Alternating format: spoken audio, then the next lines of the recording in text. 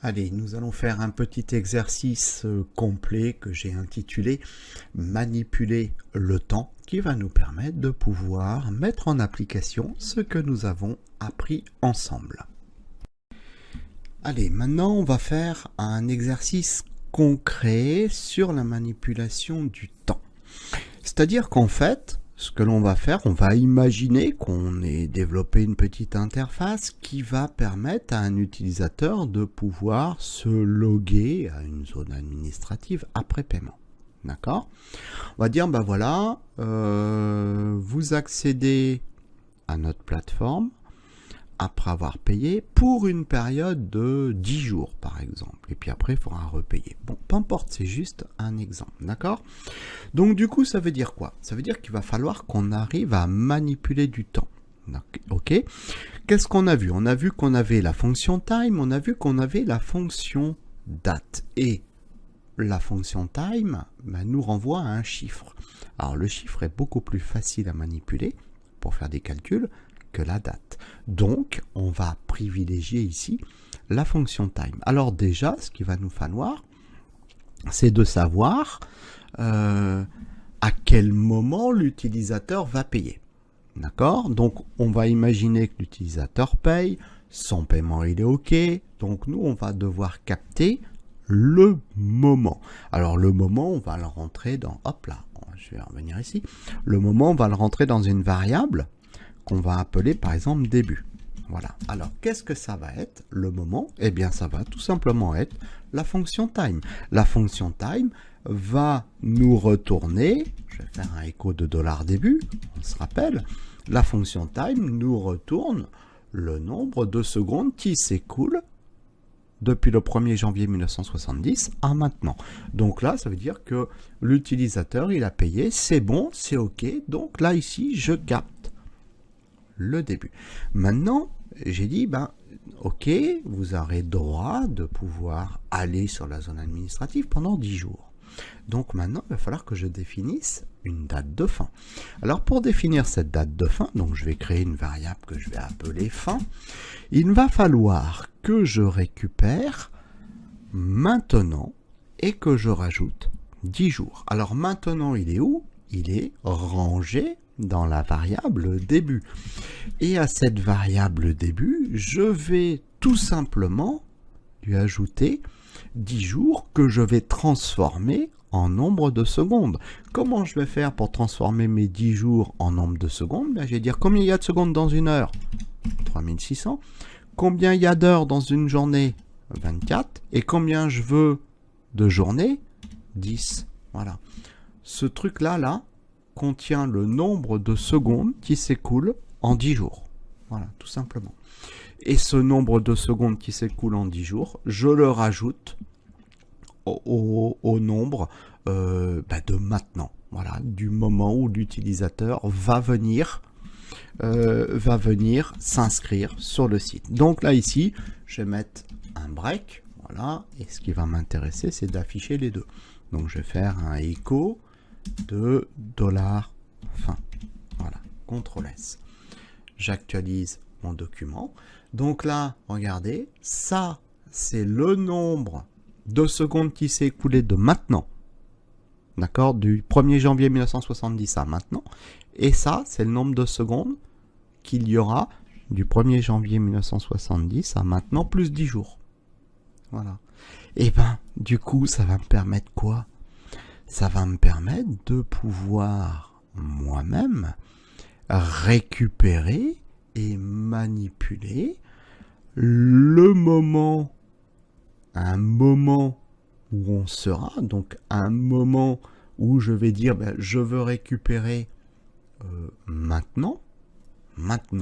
Donc je ne sais pas quand est-ce que c'est maintenant. Maintenant, ça peut être dans 9 jours. Et on sera toujours maintenant. Donc là, ici, je vais créer une variable que je vais appeler maintenant. Et puis, bam, alors, attention. Ah non, je l'ai bien écrit. Maintenant, je crois que je l'avais mal écrit. Maintenant, si je veux récupérer maintenant, de la même façon, c'est avec la fonction time que je vais récupérer maintenant. D'accord? Maintenant, c'est le nombre de secondes qui s'écoule depuis le 1er janvier 1970 jusqu'à maintenant. D'accord? Ça évolue tout le temps, tout le temps, tout le temps. À chaque seconde, eh bien, time va prendre 1 seconde. Bon. Ici, c'est figé. Ça, c'est la date que j'avais reçue. Alors, là, ici, si je veux, par exemple, si je veux que ça soit figé, je prends ça. Voilà. Et puis, bah là, je peux très bien dire que, pourquoi pas, hein, voilà, histoire de figer dans le temps, bah, je dis que $début est égal à ça. C'est le nombre du moment où l'utilisateur a rentré son paiement. C'est OK. C'est le maintenant. C'est le maintenant où il a validé son paiement. Le maintenant, ici, $maintenant, bah, c'est le temps qu'avance. Voilà, tout simplement. Bien, maintenant, ça me fait quoi? Ça va me permettre de pouvoir faire un comparatif. C'est-à-dire que là, je vais mettre en place une condition. Je vais dire tout simplement que si maintenant, donc le nombre de secondes qui s'écoulent maintenant, est plus grand que le nombre de secondes qu'il y aura à la date de fin, c'est-à-dire ça plus le nombre de secondes qui s'est passé en 10 jours, bah si ça c'est plus grand, si maintenant est plus grand, voilà, à ce moment-là, on dira à l'utilisateur, on enverra un écho, on lui dira accès terminé. Voilà. Et là, il a dépassé le temps. Sinon, on met une contre-condition et puis on dit écho accès autorisé. Voilà. Donc là, si je valide, alors je vais enlever ce truc-là, là, j'en ai plus besoin. Voilà. Si je valide mon programme, qu'est-ce qui se passe? J'actualise, accès autorisé. Bah oui, puisque maintenant, ne dépasse pas la date de fin. Alors si moi maintenant je modifiais le maintenant, alors si je veux connaître la date de fin, je vais refaire un écho. Je vais refaire un écho ici, écho $fin. Je reprends la date de fin qu'on aura. Alors je vais juste mettre un break pour pas avoir de problème. Donc là ici je vais aller à la ligne. Très bien. Donc là, je récupère dans fin, hop, voilà, le nombre de secondes qu'il y aura de cette date-là, plus 10 jours. D'accord? Eh bien, si je prends ça, ce que j'ai là, et que je vais avancer dans le temps, je vais dire que $maintenant, donc je vais le dupliquer, ça, hop, $maintenant, je vais juste commenter ce truc là, c'est juste pour tester mon programme. Bah, je vais dire que $maintenant, voilà, c'est la fin plus 1, donc là je suis dans 10 jours, d'accord? C'est ça que ça veut dire. Eh ben, il va me dire que l'accès est terminé. Voilà. Donc voilà comment on est capable de pouvoir manipuler le temps.